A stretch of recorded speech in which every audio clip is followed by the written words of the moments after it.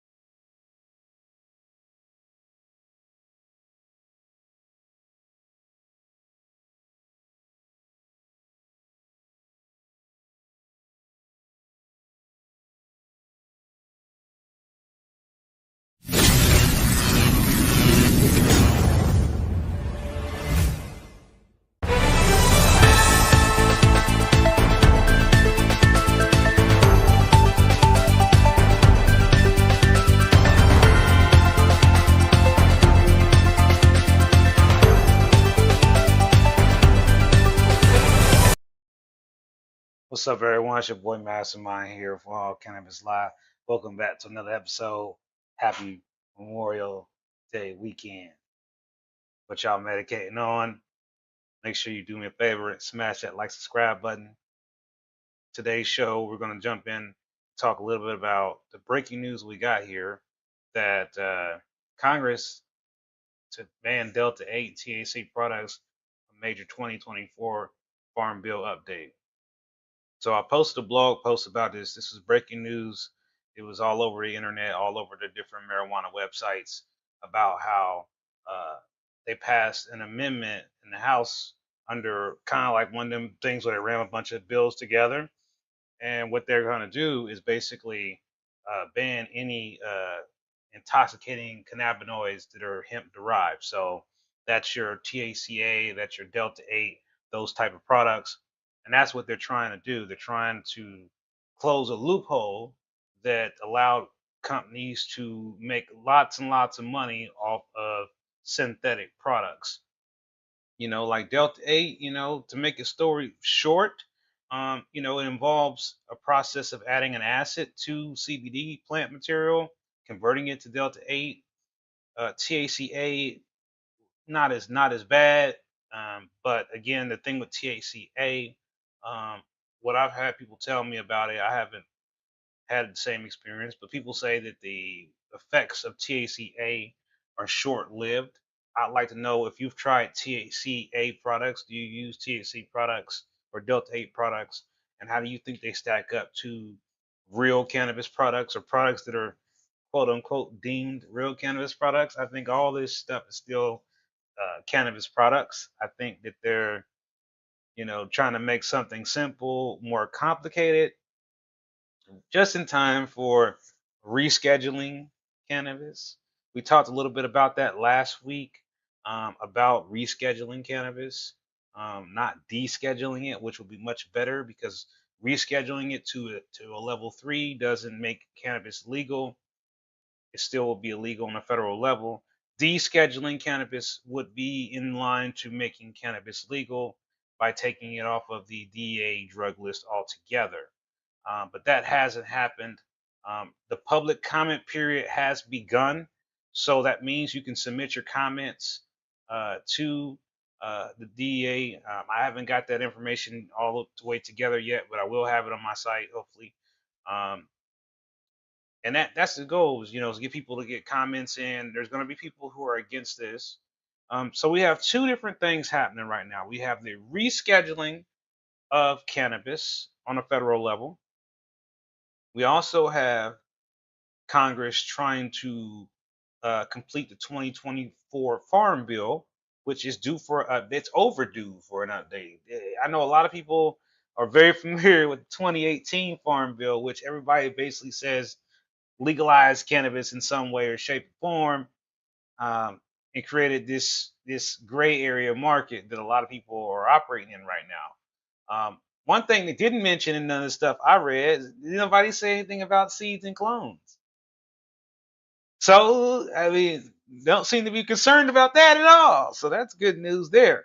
So all I'm hearing here is just, they want to restrict some of these newer products on the market, um, D8, Delta-8, however you want to word it, and then also they want to get rid of THCA, which that's going to be kind of hard to do when it's just still weed. It's still weed. Let's all say it together. THCA is still weed.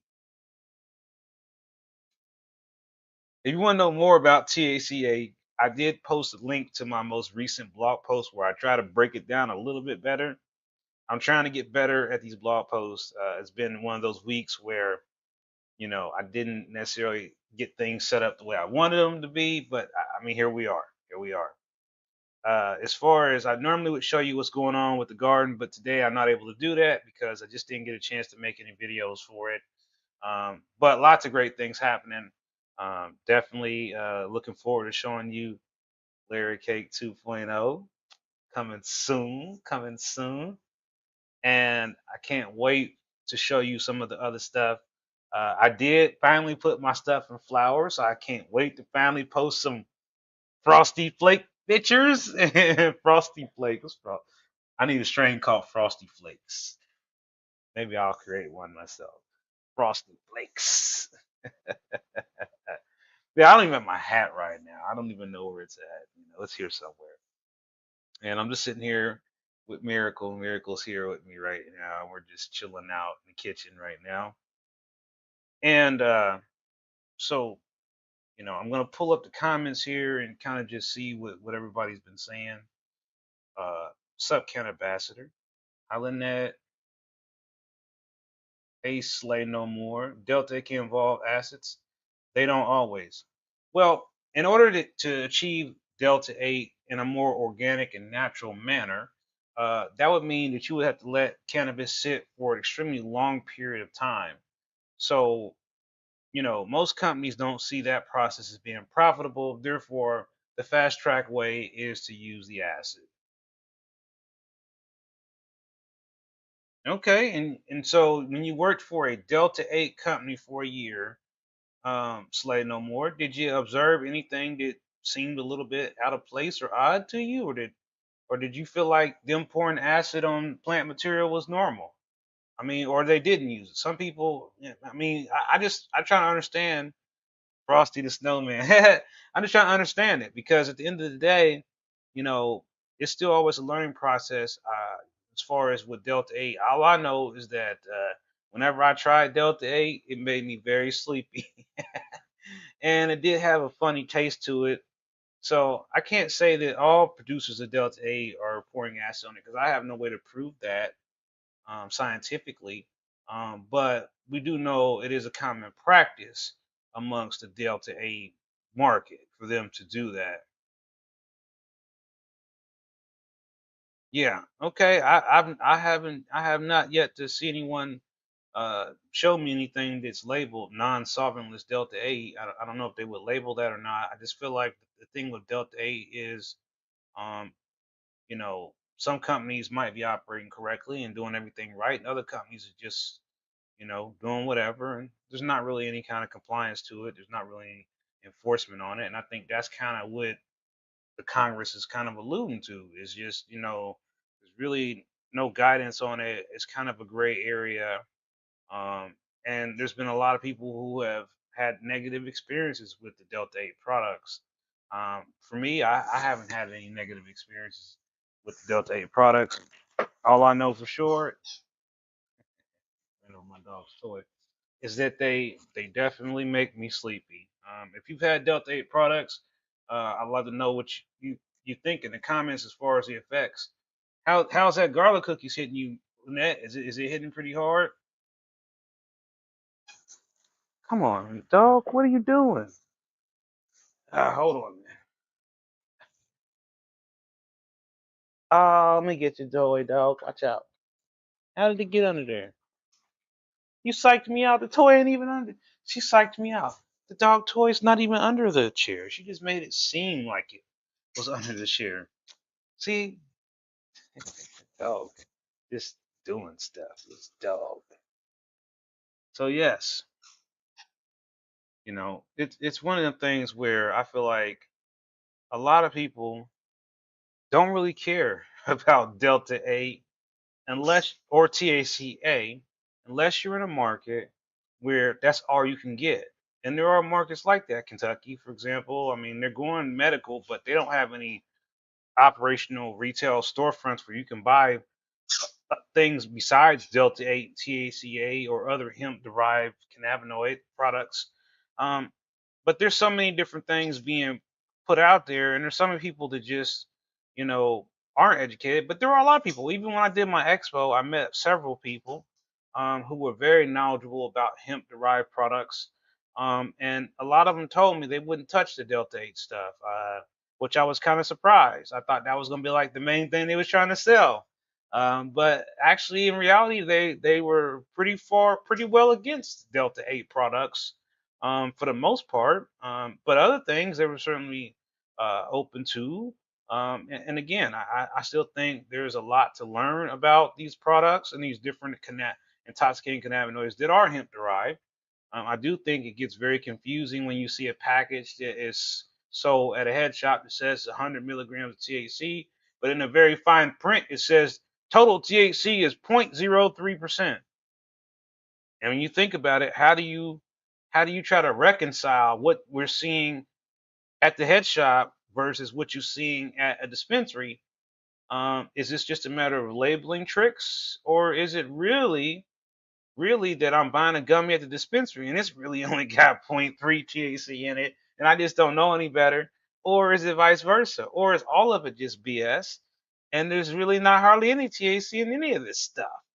I mean, it just very confusing how these products can be packaged and labeled almost exactly the way products are being labeled in dispensaries. And I think that's really the part that drives me a little bit crazy. Is just the fact that uh, you know you can go to the Sheets gas station and buy gummies, and to say CBD or Delta 8 or whatever. And from my understanding, there's really no inspections on this. There's no compliance on it. No one's checking into it to make sure it's legit. None of that stuff's happening. So yeah, I don't understand it at all. Medicating on some homegrown RSO and man doesn't kick.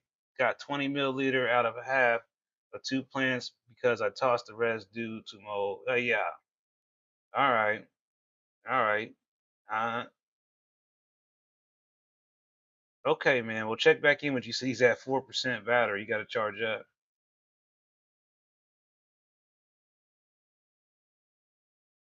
Okay, well, definitely. I'm Slay No More. Hey, I'm definitely looking to learn. So if you can get me in touch with a company that does Delta 8 products, that doesn't use the magic conversion. I love that terminology. I would love to meet them and talk to them. So see if you can make that happen. That'd be great. Reach out to me at info@ohiocannabislive.com. That garlic cookies is hitting great. I haven't had garlic cookies in a while. You've had D8 gummies and they weren't bad. My wife, who gets anxiety from THC edibles, was able to enjoy edibles for once. Well, that's great feedback on it. Got the charcoal going for some ribeyes and baked potatoes and asparagus. Yeah, that sounds really good. I'm having some Chick-fil-A. I'm having some soup and some macaroni and cheese and maybe some waffle fries. Um, I had an upper endoscopy yesterday. For those who don't know what an upper endoscopy is, it's a scope that they put down your throat, down in your stomach to check for things like acid reflux, GERDs, other disorders related to liver disease or related to pancreas situations. I had to have an upper endoscopy because every 6 months I have to be checked and screened for something called varices bleeding, and basically just means that you have a vein called the portal hypertension vein. It runs through your stomach, kind of like your main vein that runs through with your liver. And when you have liver disease, you develop something called portal hypertension, and that's basically the way they explain it to me is think of a highway with a lot of traffic on it. And as the highway traffic builds, what do people start trying to do? They start trying to get off the highway, off the side of the road. And that's kind of how portal hypertension is.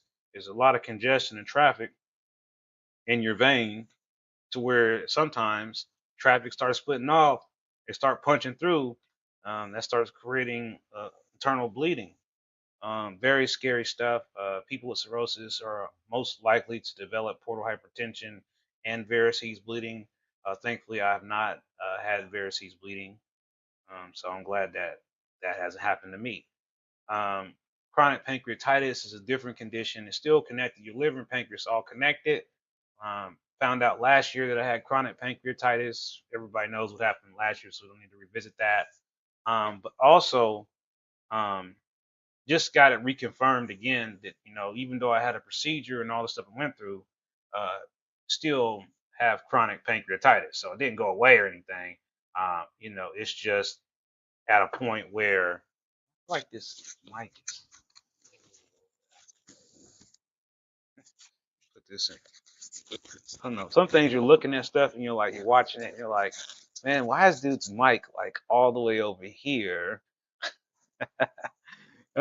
These things, because this is like this mic is like weird sometimes. It like hangs down. I don't like it. But anyway, so that's a little bit about what's been going on with me. So my throat's a little bit sore from the scope and everything.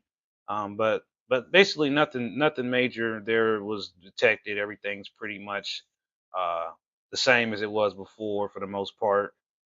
Um, so yeah, I mean, I'm really excited for a good weekend. As far as the weather goes, I didn't get to put my forecast in there like I really normally do. Um, but we are going to have some chances for storms this weekend, so be weather aware. Chances for high gusty winds and some downpours are possible, especially in the south, especially in the south. We can see stuff pop up. We can see stuff pop up here in Columbus as well. So definitely keep an eye out for this weather because uh, it will change on you in a minute. You already know this is Ohio, and the weather changes here uh, very, very quickly without notice at times. 1.5 inches of rain on Sunday. Yeah, wow, that's a lot. Yeah, pancreatitis is definitely not no joke. Yeah, getting the upper endoscopy with an ultrasound is a little bit different in the sense that it's the same as the upper endoscopy, but the ultrasound is kind of like, it's non-invasive way to screen like your abdomen and things of that nature. But instead of them doing it on the outside with the jelly and everything on your belly, instead they drop the ultrasound probe in you and go boop, boop, boop, boop, boop. And I'm just making up these sounds. It doesn't really make those sounds. But anyway, it's like a radar almost effect. Allows them to see a better picture. And what I can tell you from this experience, what I've learned is that in order for some people to find out whether they have chronic pancreatitis or not, you have to have an upper endoscopy with ultrasound because many times I had CAT scans and they were like, don't see nothing wrong there, nothing to see here. So I went through multiple CAT scans and they said there was nothing going on. When in actuality, pancreatitis is going on. It's just hiding somehow with this CAT scan. So chronic pancreatitis is different from acute pancreatitis in the sense that acute pancreatitis can resolve itself, can be resolved in the hospital. It is a medical emergency. Chronic pancreatitis cannot be resolved. It just has flare ups and basically means that it gets worse sometimes and then other times it doesn't. But it really does play a part in what you eat. So, best advice I can give people out there, regardless of what your health conditions are right now, is definitely consider the kind of food you eat. And me sitting here jokingly saying I'm gonna have Chick-fil-A, I'm basically ordering a bucket full of salt. You know what I mean? Because that soup is full of sodium. The mac and cheese is gonna be full of dairy and sodium and cheese and just ooey goodness. And then waffle fries is gonna be full of salt. And I ain't gonna barely be able to eat it. But I'm gonna eat it anyway because I want it. So that's how it is. That's how it is. So, what I'm hoping to get myself up to is I've really been wanting some barbecue, but I'm afraid to eat it. I never thought I'd be afraid to eat barbecue. That just seemed like the craziest thing ever, right? Afraid to eat barbecue? I mean, that's pretty crazy, right? But it's true. I was afraid to eat barbecue, and you know that's what it is. So it's funny how when I use these background effects, it basically changes the color ratio of how these things actually look in the background. It's interesting. Obviously, my garden don't look like that, but it is kind of like that, similar to that, uh, but not exactly like that. But you know, I just think that we got to definitely make sure we're eating healthy, because if we don't eat healthy, we're gonna definitely have a lot of problems. Yeah, barbecue chicken legs. All right, Dustin, mac and cheese. Right, right. Of course, of course. All right. Well, normally I would hang out with y'all a lot longer, but I'm gonna be a little easy on myself. Still got to get all that stuff out of my system. But please do me a favor, read my blog post, share it, share the video. We want to get the information out to many people we can, keep people informed about what's going on. As far as Ohio goes, I mean, I already said last week, rec sales is happening next month. That's a fact, as far as we know, unless something changes. So, we'll talk more about this next week as we get closer. I got a lot of more announcements that I'm going to make about recreational. I just can't make them yet. So keep watching.